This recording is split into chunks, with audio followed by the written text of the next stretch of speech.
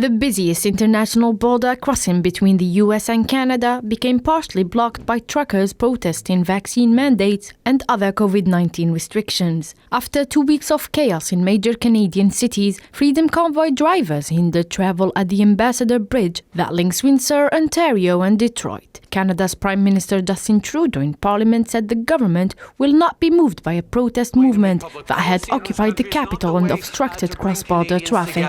We're going to stay focused on keeping people alive and safe and healthy and indeed prosperous. But the fact that the Conservative Party continues to refuse to condemn the blockades that are hurting our supply chains, driving up prices, limiting our manufacturers from being able to bring in their parts across the country is a shame on them. More protesters have since joined to rail against mask mandates, lockdowns, restrictions on gatherings and other efforts to stem the spread of COVID-19. Some have vowed not to leave until certain COVID-19 measures are rescinded. Come out and support.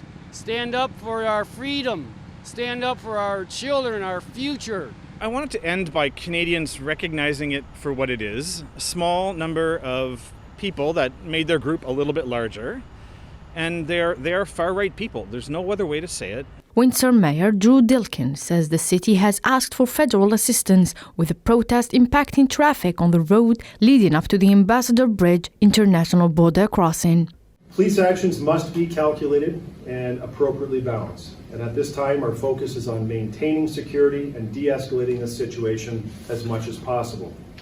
But make no mistake, our community will not tolerate this level of disruption for long. Pandemic restrictions have been far stricter in Canada than in the U.S., but Canadians have largely supported the measures. Canada's death rate is 1/3 that of its neighbour.